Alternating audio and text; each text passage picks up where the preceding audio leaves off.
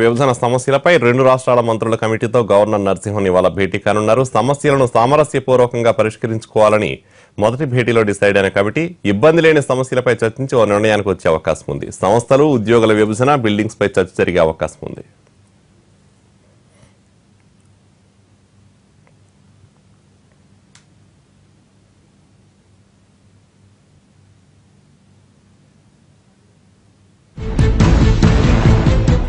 రాష్ట్ర విభజన జరిగినప్పటి నుంచి రెండు రాష్ట్రాల మధ్య విభజన చట్టంలోని అంశాలపై వివాదాలు కొనసాగుతూనే ఉన్నాయి. కొన్ని అంశాలపై కోర్టు మెట్లు కూడా ఎక్కారు. ఈ తరుణంలో రెండు రాష్ట్రాలు సమస్యలు పరిష్కరించుకునేందుకు మంత్రుల స్థాయి సబ్ కమిటీలు కూడా వేసుకున్నాయి. ఈ నెల 1వ తేదీన రెండు రాష్ట్రాలకు చెందిన మంత్రులు గవర్నర్తో భేటీ అయ్యారు. కోర్టుల చుట్టూ తిరగకుండా గవర్నర్ ముందు కూర్చునే పరిష్కరించుకోవాలని, రాష్ట్రాల ప్రయోజనాలు కాపాడుకుంటూ ఇచ్చిపుచ్చుకునే విధంగా ముందుకు వెళ్లాలని మొదటి భేటీలో నిర్ణయించారు.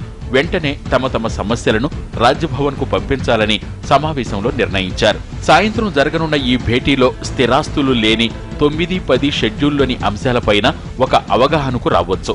కుల సహకార ఫెడరేషన్ల విభజనపై కూడా ఏకాభిప్రాయానికి వచ్చే అవకాశం ఉంది.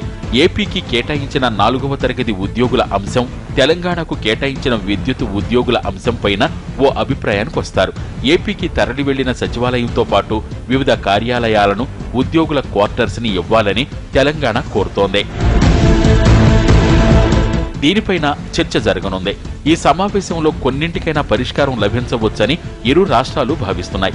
అయితే ప్రధానంగా తెలంగాణ సచివాలయ భవనాలను, ఆఫీస్ క్వార్టర్స్ ను అప్పగించాలని ఎజెండాలో పెట్టిన అన్ని అంశాలని చర్చించాలని ఏపీ కోరుతోంది. మొదట రెండు రాష్ట్రాలకు అభ్యంతరం లేని అంశాలను పరిష్కరించుకుని ఆ తర్వాత జటిలమైన అంశాలపై చర్చించి ఓ పరిష్కారానికి వచ్చే విధంగా ముందుకు సాగాలని రెండు రాష్ట్రాల కమిటీలు భావిస్తున్నాయి.